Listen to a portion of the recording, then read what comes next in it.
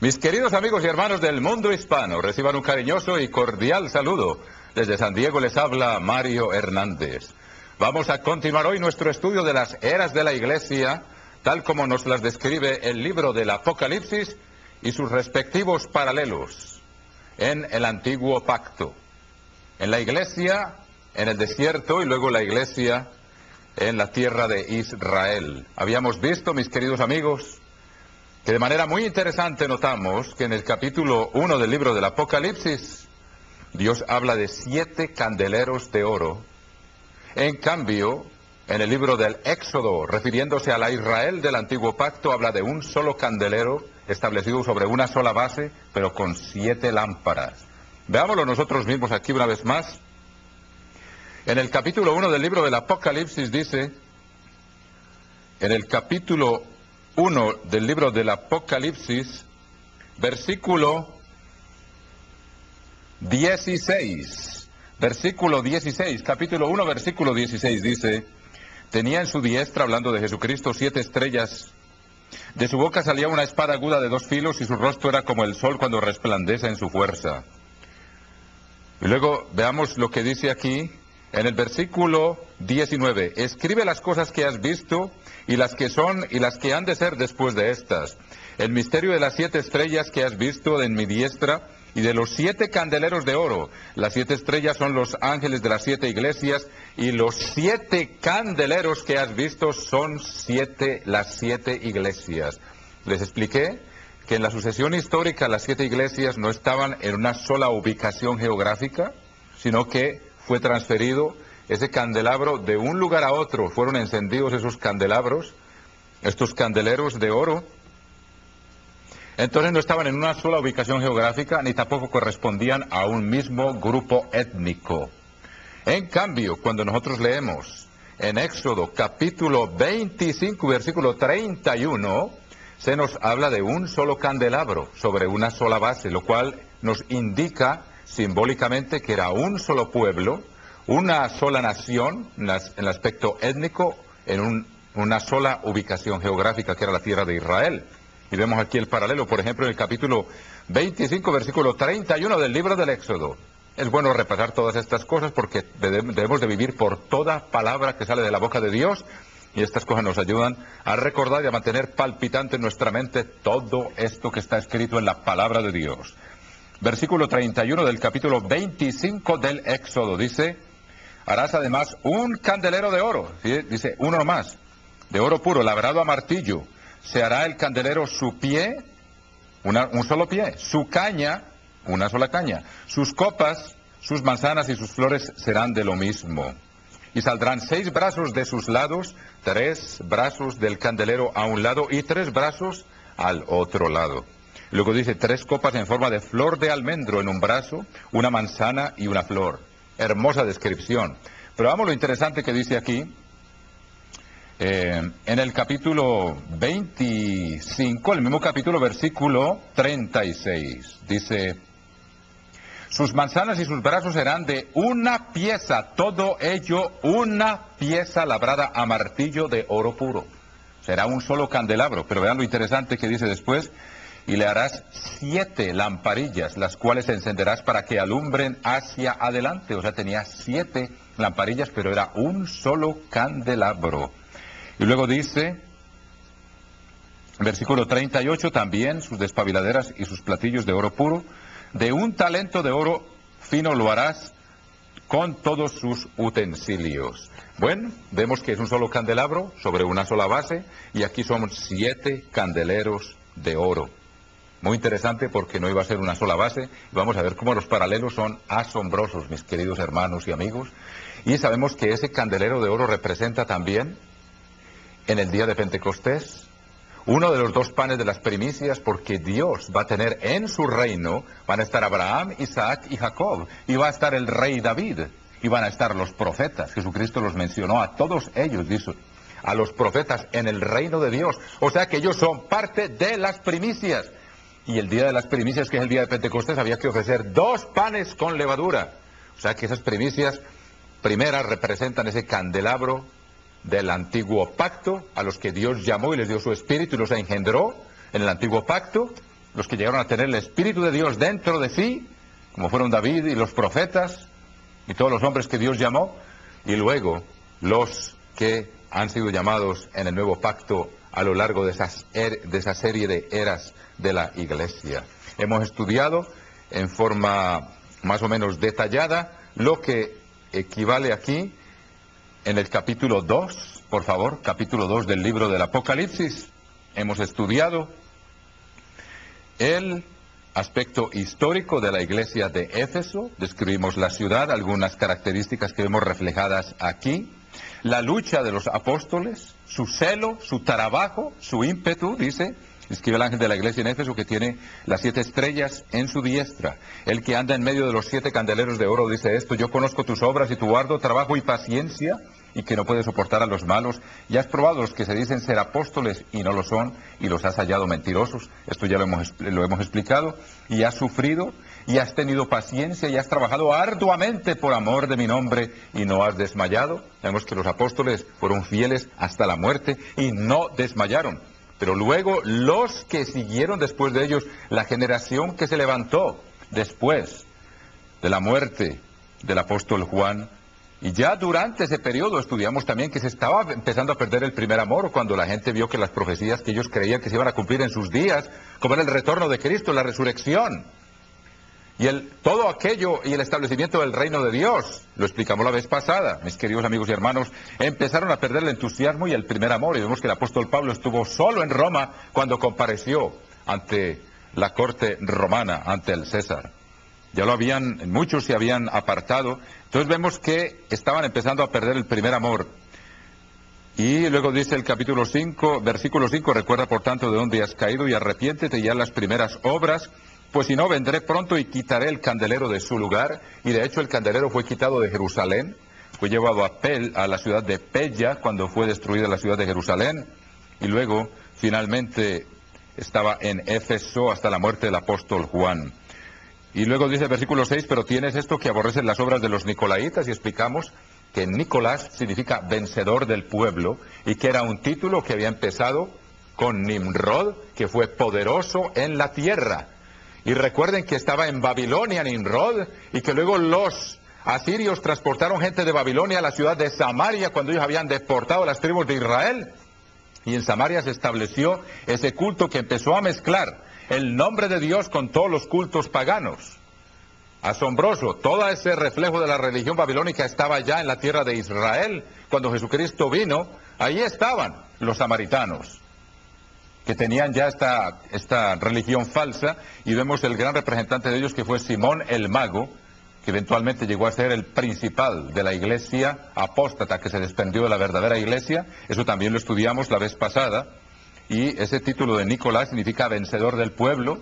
Y sabemos que estos nicolaitas vencieron al pueblo predicando que la ley ya no había que guardarla, como lo dijo el apóstol Judas, y eso también lo estudiamos. No me voy a detener mucho a eso, pero estamos revisando rápidamente.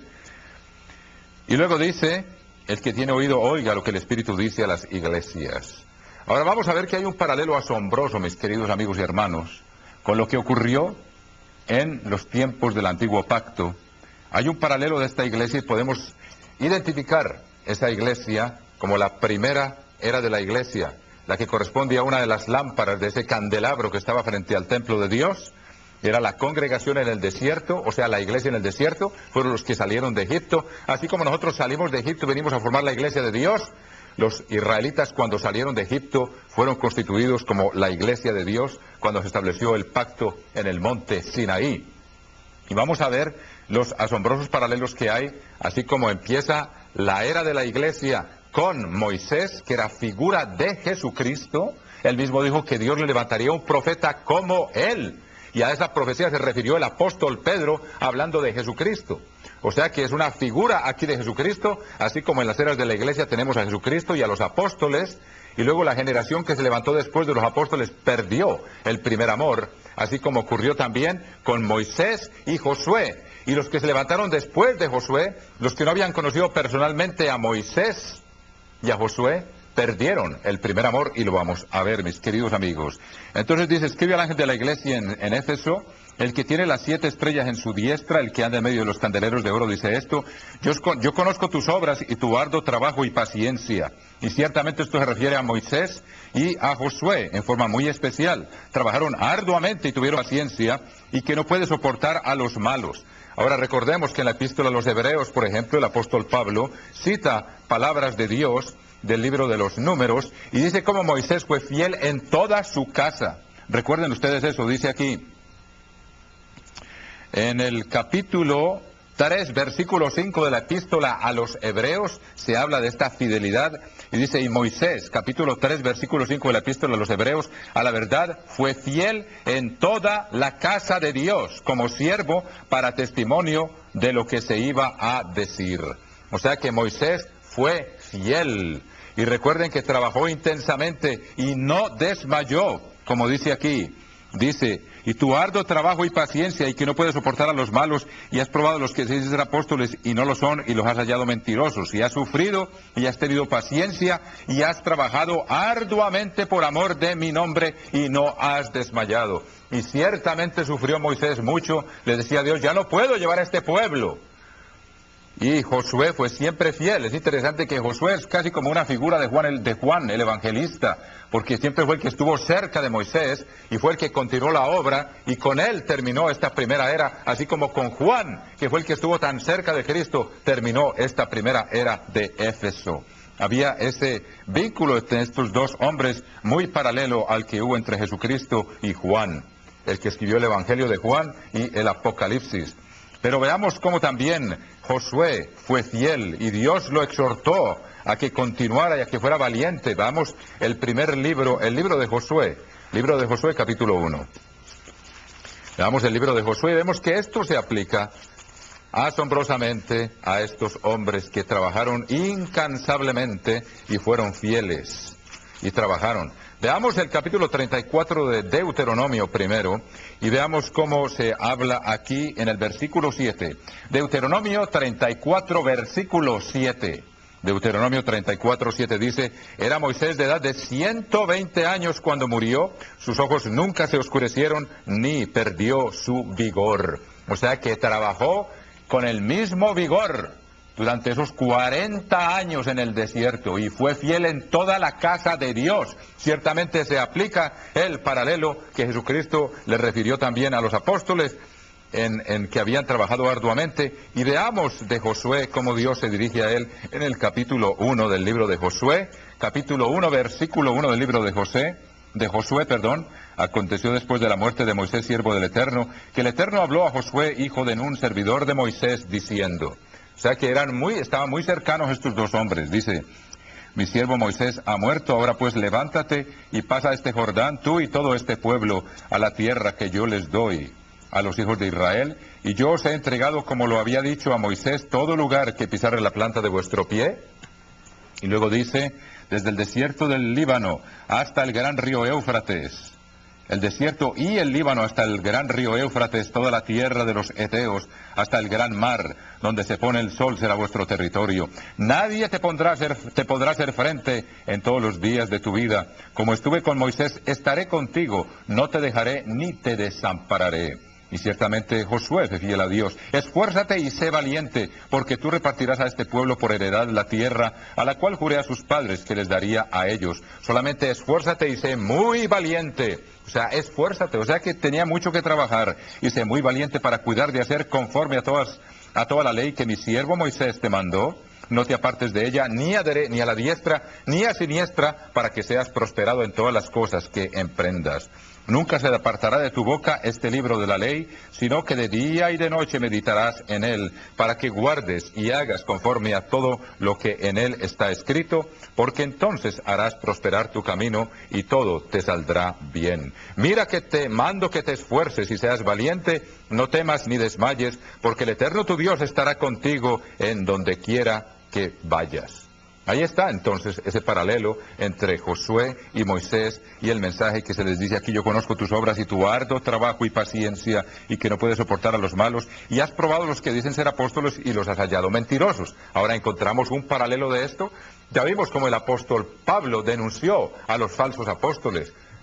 de cómo se disfrazaban como ángeles de luz, eso ya lo estudiamos, y vimos cómo Judas los denuncia en su epístola, y el apóstol Pedro los denuncia en su segunda epístola, con gran ahínco y con gran celo, denuncia a estos falsos apóstoles. Ahora veamos un paralelo muy interesante. Ellos estaban diciendo que estaban al mismo nivel de aquellos apóstoles como Pablo y los 12 apóstoles. Ellos eran falsos apóstoles. Y dice que, aquí dice que los has probado y los que dicen ser apóstoles y no lo son, y los has hallado mentirosos. Eso fue parte de lo que hicieron los apóstoles, probar a los falsos apóstoles. Veamos un paralelo muy interesante de esto, para que vean ustedes cómo estas eras de la iglesia tienen su reflejo aquí en el Antiguo Pacto, en el capítulo 16 del libro de los Números. Números capítulo 16.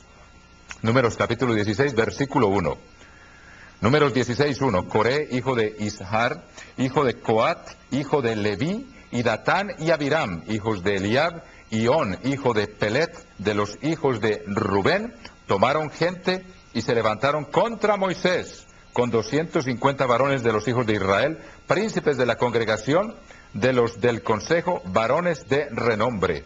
Y se juntaron contra Moisés y Aarón, y les dijeron: basta ya de vosotros, porque toda la congregación, todos ellos son santos, y en medio de ellos está el Eterno. ¿Por qué pues os levantáis vosotros sobre la congregación del Eterno? O sea, que les estaban diciendo que ellos no tenían una función especial de parte de Dios sobre ellos. O sea, que estaba Datán y estos hombres que se rebelaron aquí, los hijos de Coré, estaban reclamando que estaban ellos al mismo nivel de Moisés y de Aarón. O sea que es un paralelo con los que se consideraban apóstoles y no lo eran. Y vamos a ver cómo fueron probados. Exactamente el mismo paralelo. Versículo 4.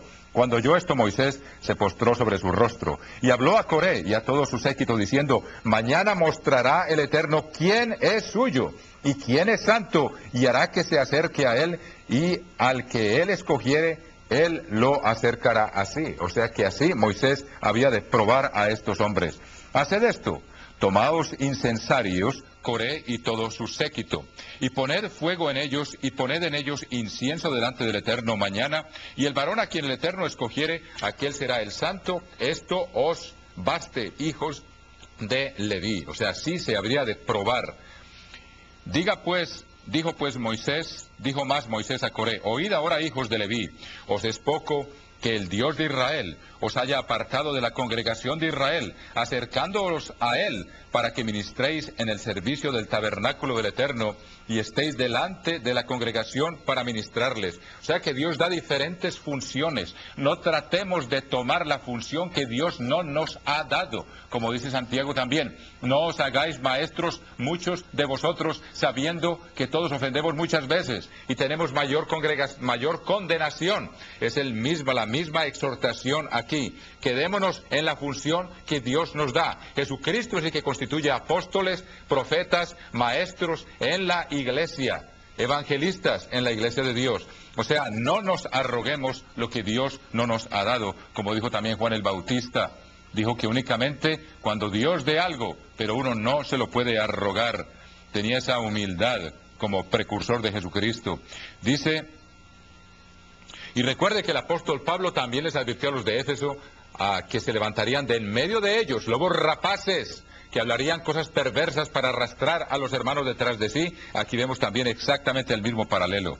Dice, una vez más, entonces, como en el versículo 10 dice: y que te hizo acercar a ti y a todos tus hermanos, los hijos de Leví, contigo procuráis también el sacerdocio. O sea que eran como algunos ministros dentro de la iglesia estaban procurando ser apóstoles cuando Dios no les había dado esa función.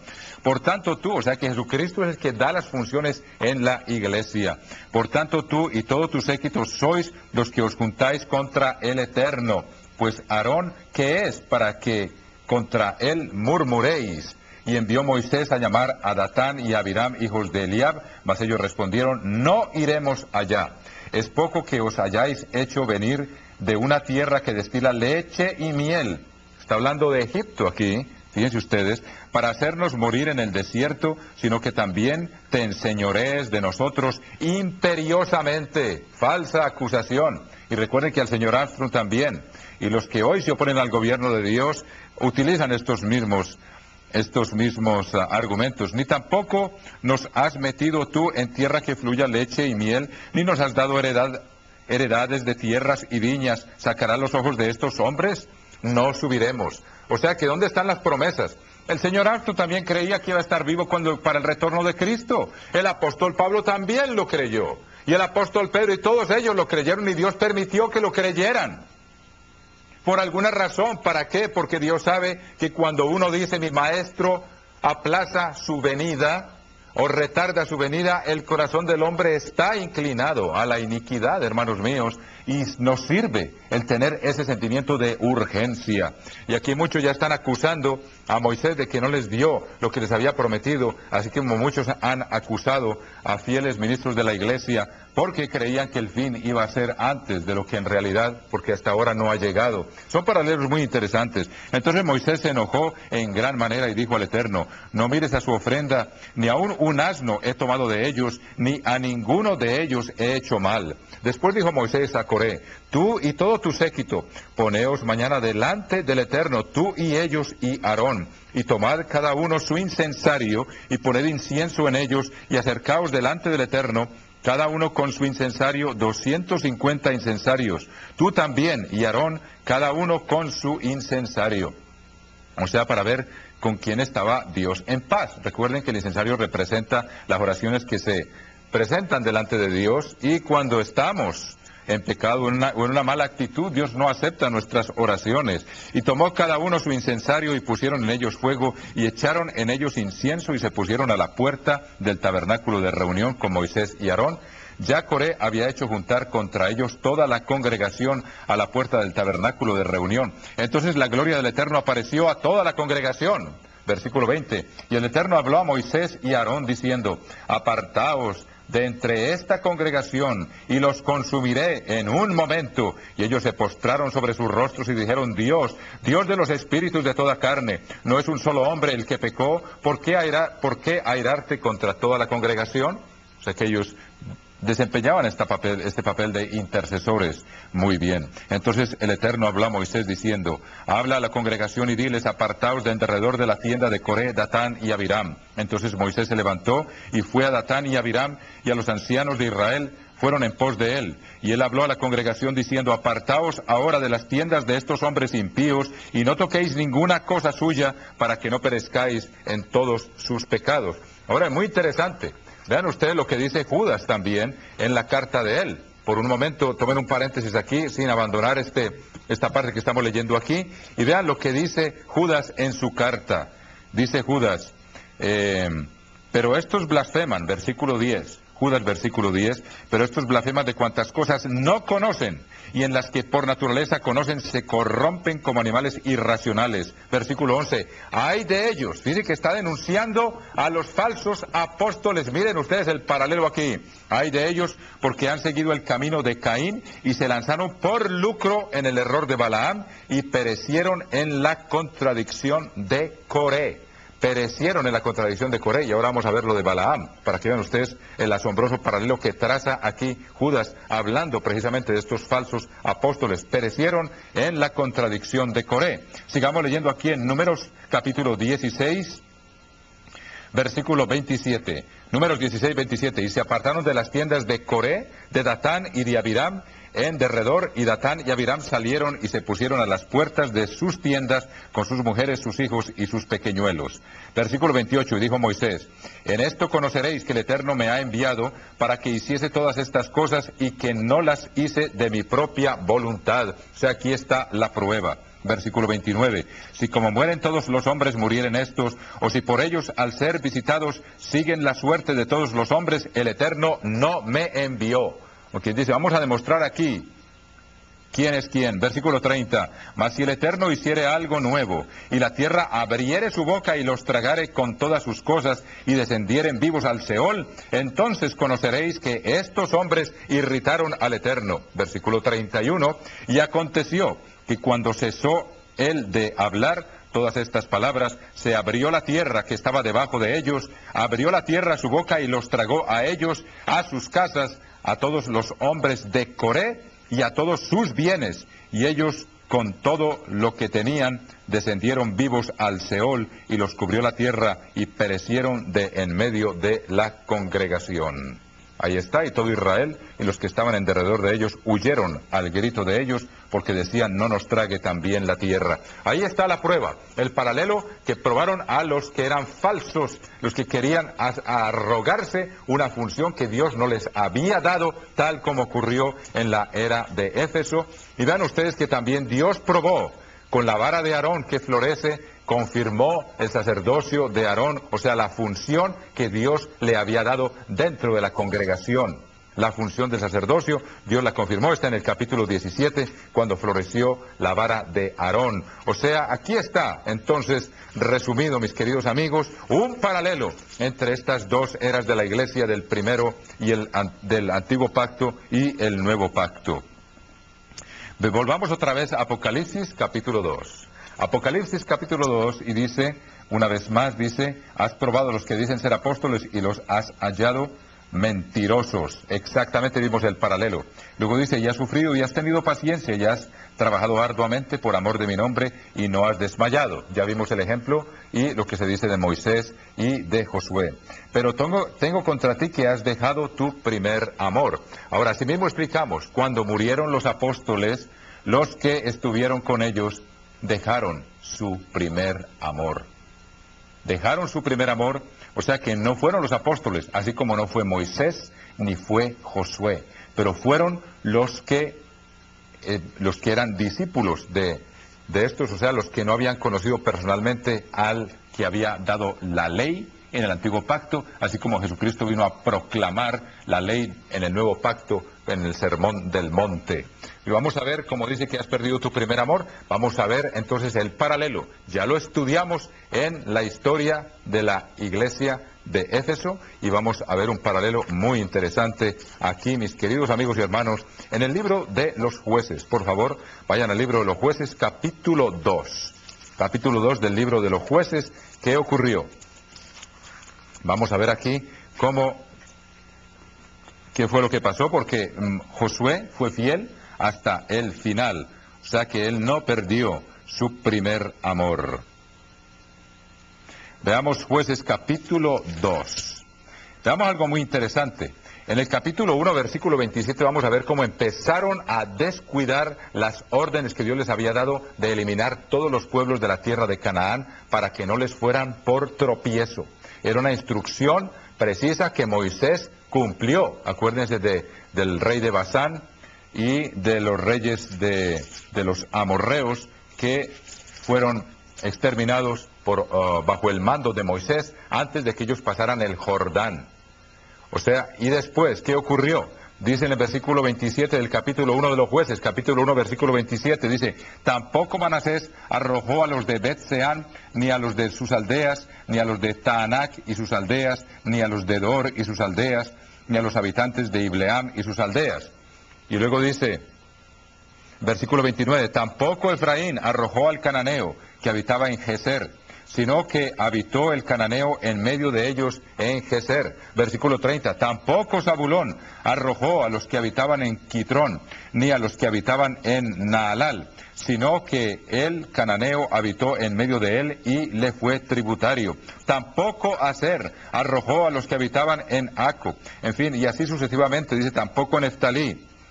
En todo caso, vienen ustedes como empezaron a descuidar las instrucciones, el celo, las instrucciones que habían seguido bajo Moisés y bajo Josué, las empezaron a descuidar. Y vean lo que dice el capítulo 2 del libro de los Jueces, y ustedes ven como aquí se establece el paralelo. El ángel del Eterno subió de Gilgal a Boquim y dijo, yo os saqué de Egipto y os introduje en la tierra a la cual había jurado a vuestros padres, diciendo, no invalidaré jamás mi pacto con vosotros. Y luego dice, con tal que vosotros no hagáis pacto con los moradores de esta tierra, cuyos altares habéis de derribar. Mas vosotros no habéis atendido a mi voz. ¿Por qué habéis hecho esto? Y luego dice, por tanto, yo también digo, no los echaré de delante de vosotros, sino que serán azotes para vuestros costados, y sus dioses os serán tropezadero. Versículo 4, cuando el ángel del Eterno habló estas palabras a todos los hijos de Israel, el pueblo alzó su voz y lloró, y llamaron el nombre de aquel lugar Boquim, y ofrecieron allí sacrificios al Eterno. Y vean usted lo que dice aquí, en el versículo 7, y el pueblo había servido al Eterno todo el tiempo de Josué. O sea que no habían perdido el primer amor. Y todo el tiempo de los ancianos que sobrevivieron a Josué, los cuales habían visto todas las grandes obras del Eterno, que él había hecho por Israel. Pero murió Josué, hijo de Nun, siervo del Eterno, siendo de 110 años. Y lo sepultaron en su heredad, en Timnat Sera, en el monte de Efraín, al norte del monte de Gaás.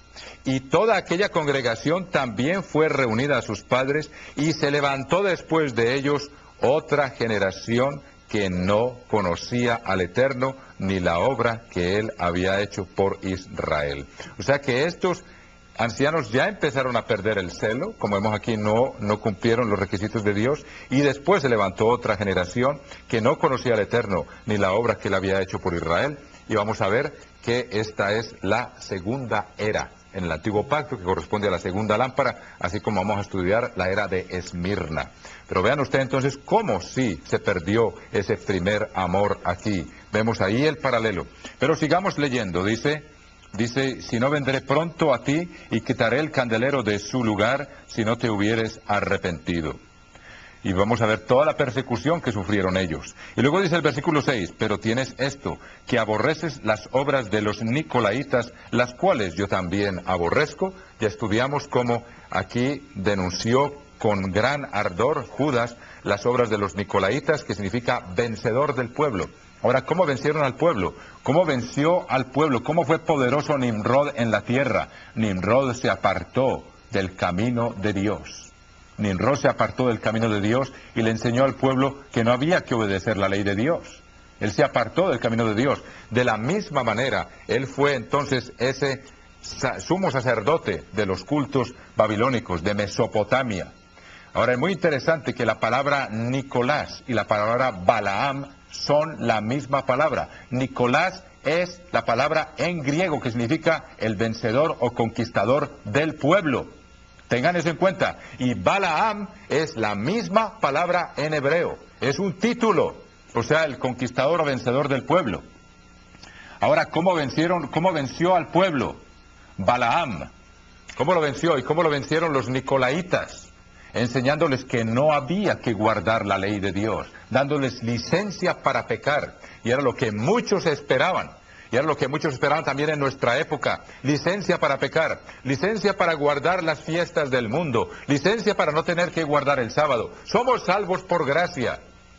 Y empezaron entonces ¿a qué? A fornicar con las costumbres del mundo de hoy. Y exactamente lo mismo ocurrió en ese primer siglo, como ustedes ven aquí, que lo dice Judas. Dice que muchos en la epístola de Judas, lo hemos visto varias veces, dice que habían venido convirtiendo, en el versículo 4 de la epístola de Judas dice, porque algunos hombres han entrado encubiertamente, los que desde antes habían sido destinados para esta condenación, hombres impíos que convierten en libertinaje la gracia de nuestro Dios y niegan al Dios, al único soberano, a nuestro Señor Jesucristo. Y fíjense que habla de que son adúlteros, no solo espiritualmente, sino seguramente físicamente también en esta epístola de Judas. Y veamos entonces el paralelo. ¿Qué fue lo que Balaam hizo?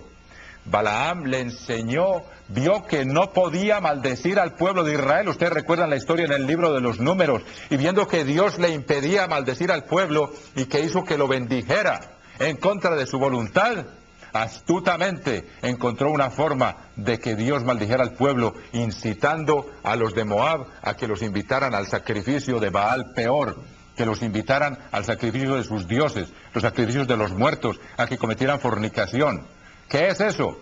Convertir en libertinaje la gracia de Dios. Es la misma técnica para vencer, para someter al pueblo, para esclavizarlo por medio del pecado.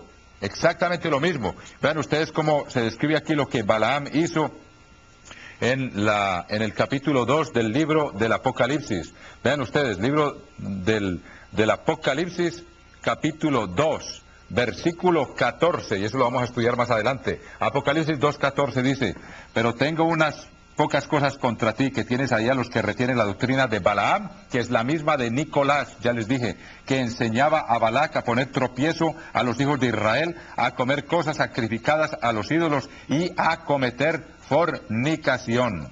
Ahí está, y es exactamente lo que empezaron a hacer los falsos apóstoles de la primera era de la iglesia. Convirtieron en libertinaje la gracia de Dios. Esa es la doctrina de los nicolaitas. Y empezaron a asimilar las doctrinas que prevalecían en medio del Imperio Romano para poder ganar a más gente. Vencedor del pueblo, o sea, seductor del pueblo, por decirlo así, ofreciéndoles lo que ellos quieren, lo que sus sentidos les impulsan, apartándolos de la ley y la bendición que trae la ley de Dios. La ley de Dios, sus mandamientos no son pesados, recuerden eso. Siempre nos trae bendición larga y duradera, la obediencia a Dios. Pero estos son hombres ciegos, ya lo hemos visto y está descrito claramente por el apóstol Pedro y Judas. Pero veamos el asombroso paralelo que encontramos en el libro de los Números, capítulo 25. Aborreces las obras de los nicolaitas. Veamos el capítulo 25 del libro de los Números y vamos a ver lo que hizo Balaam, que es el Nicolás del Antiguo Testamento. El mismo nombre, Balaam, vencedor o conquistador del pueblo, así como Nicolás significaba lo mismo. Y eso es a lo que enseñaban en esta doctrina. Capítulo 25, versículo 1 del libro de los Números. Números 25:1. Moraba Israel en Sittim, y el pueblo comenzó a fornicar con las hijas de Moab. Vemos que después entendemos que Balaam, ya les expliqué, no pudo maldecir al pueblo, entonces lo sedujo por medio de la concupiscencia. Capítulo 2.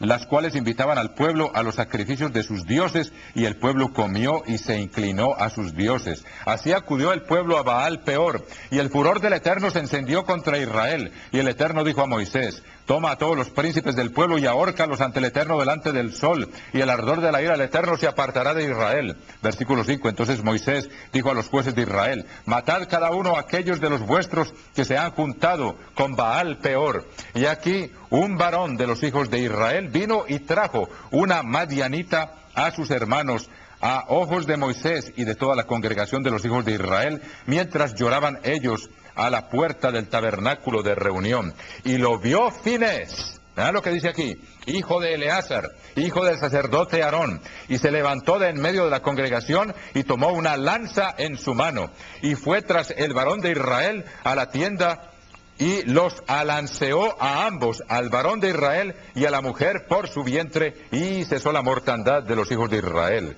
Y murieron de aquella mortandad 24,000. Entonces el Eterno habló a Moisés diciendo: Finés, hijo de Eleazar, hijo del sacerdote Aarón, ha hecho apartar mi furor de los hijos de Israel, llevado de celo entre ellos, por lo cual yo no he consumido en mi celo a los hijos de Israel. Por tanto diles: he aquí, yo establezco mi pacto de paz con él, y tendrá él y su descendencia después de él el pacto del sacerdocio perpetuo, por cuanto tuvo celo por su Dios e hizo expiación por los hijos de Israel. Dice, aquí está, aborreces las obras de los nicolaitas, y aquí está un ejemplo patente, como en la era correspondiente del antiguo pacto hubo un hombre que aborreció la obra de Nicolás, que era Balaam.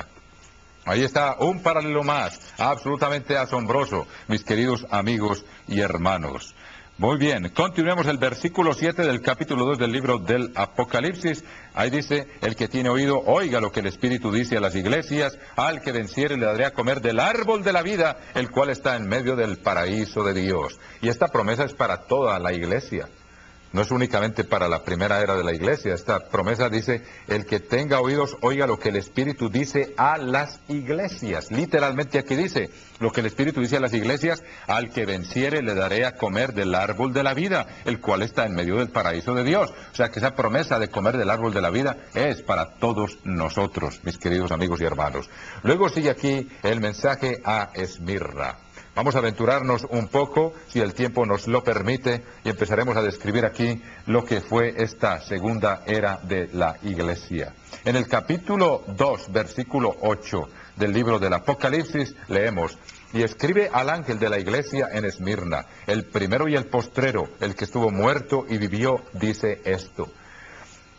Aquí empieza lo que el señor Armstrong llamó el siglo perdido.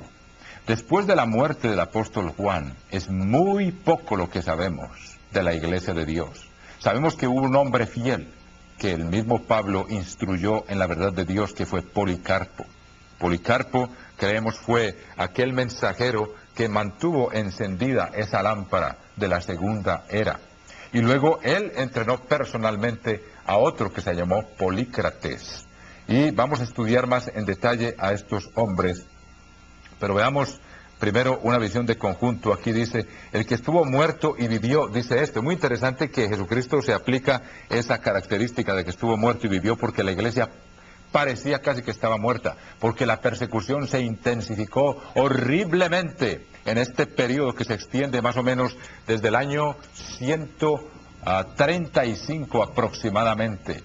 Desde el año 135 se extiende lo que conocemos como esta era de Esmirna hasta el año 325, cuando se estableció el famoso decreto de Constantino, en el cual fue reconocida cierta iglesia como la iglesia oficial del Imperio Romano. Pero entre tanto hubo gran persecución.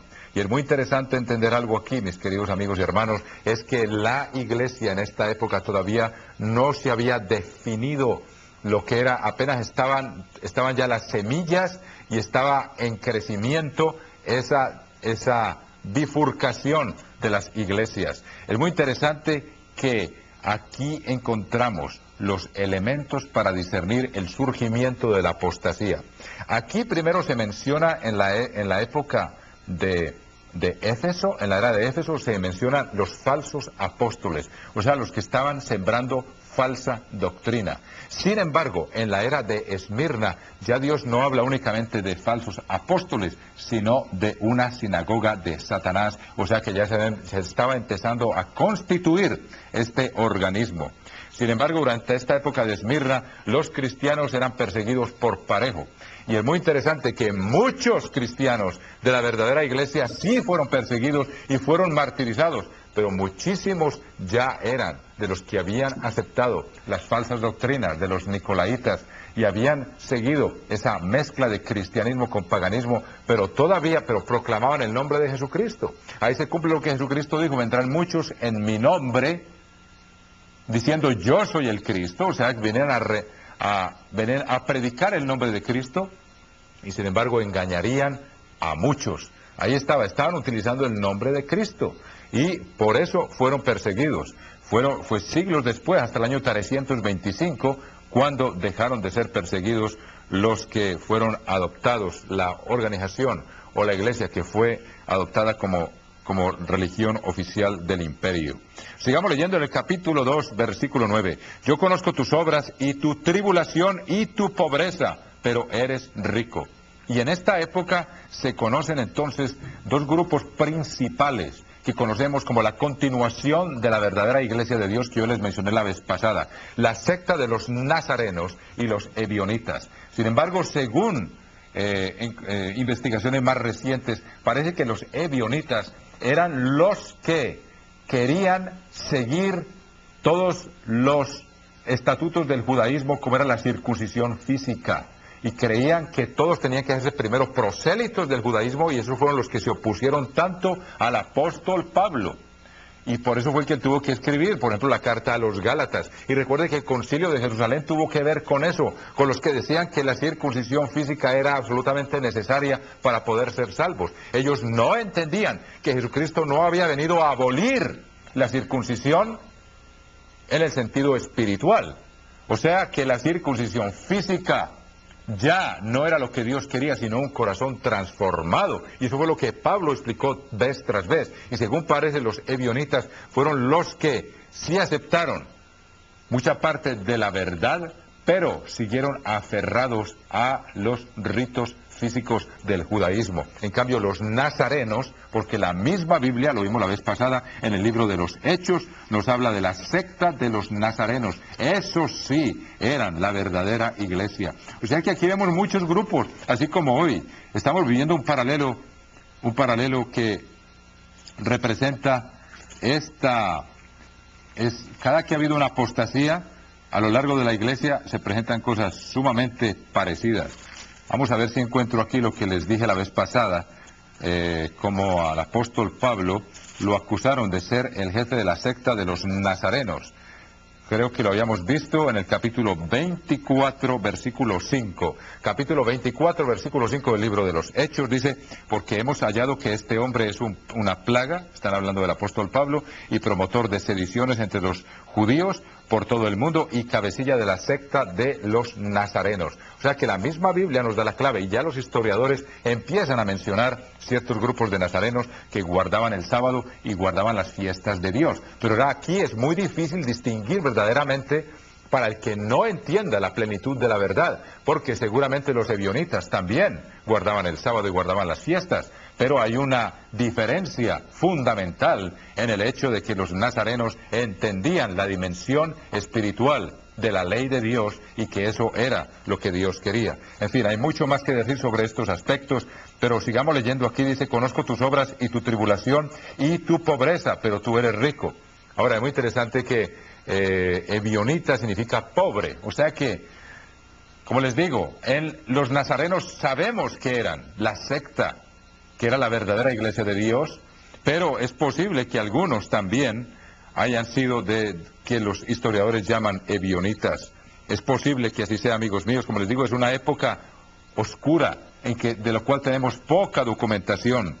Y luego dice, y la blasfemia de los que se dicen ser judíos y no lo son, sino sinagoga de Satanás. O sea que aquí ya empezamos a ver que sí, ya se está consolidando un grupo basados en las doctrinas que se mencionan en la era de Éfeso, ya empieza a consolidarse un grupo de los que se llaman judíos y no lo son, sino sinagoga de Satanás, porque judío es el que lo es interiormente, aquel cuyo corazón se ha convertido, como lo explicó el apóstol Pablo en Romanos. Pero estos seguramente se llaman cristianos, que son los judíos espirituales, y no lo son, porque su corazón no ha cambiado, y no quieren guardar la ley de Dios, son sinagoga de Satanás. Dice, no temas en nada lo que vas a padecer. He aquí, el diablo echará a algunos de vosotros en la cárcel para que seáis probados. O sea que hubo mucha prueba, hubo mucha persecución, dice, y tendréis tribulación por 10 días. Esos 10 días corresponden, según el estudio de la historia, a las 10 años de horrenda persecución que hubo bajo Diocleciano del año 303 al año 313. O sea que aquí cada día corresponde a un año profético. Sé fiel hasta la muerte y yo te daré la corona de vida. El que tiene oído, oiga lo que el Espíritu dice a las iglesias. El que venciere no sufrirá daño de la segunda muerte. Ahora les voy a leer algo muy interesante sobre la ciudad de Esmirna como introducción a este tema, sacado de un libro que se llama Las Epístolas de Cristo. Tengo aquí algunas copias de algunas páginas importantes de este libro. El autor se llama Tyler G. Bunch, Las 7 Epístolas de Cristo, y les voy a leer, como les digo aquí traduciendo del inglés, algunos comentarios muy interesantes que nos dan cierto entendimiento sobre esta era de la iglesia. Ahora, Esmirna era la siguiente iglesia después en importancia en la provincia de Asia, o sea, la que estaba más cerca de Éfeso. Esmirna es sinónimo de la palabra mirra. Ahora, la mirra, saben ustedes que es un perfume que los magos, cuando fueron a visitar a Jesucristo, le llevaron incienso, mirra y oro. Dice que era una sustancia aromática que se usaba a veces como un ungüento para sanar también, pero más especialmente para embalsamar a los muertos. Y luego dice, uno de los principales ingredientes de la mirra se obtenía exprimiendo y haciendo sangrar la planta que lleva el mismo nombre. Y luego dice aquí, mientras más sea la presión con que se exprima la planta, mayor es su fragancia. El nombre de Esmirna, por lo tanto, indica el sufrimiento y la persecución que se convierten en bendición. O sea que esta era una de las características que vemos de esta era de Esmirna, y es muy interesante que Dios no la reprende. Hay únicamente dos eras a quien Dios no reprende, que son la era de Esmirna y la era de Filadelfia. O sea que tuvieron que pasar por mucha persecución, y es muy bonito el simbolismo que aquí trae el autor, de que así como se había que machacar este fruto para obtener esta sustancia, mientras más dura era esta presión, mayor era el aroma que exhalaba.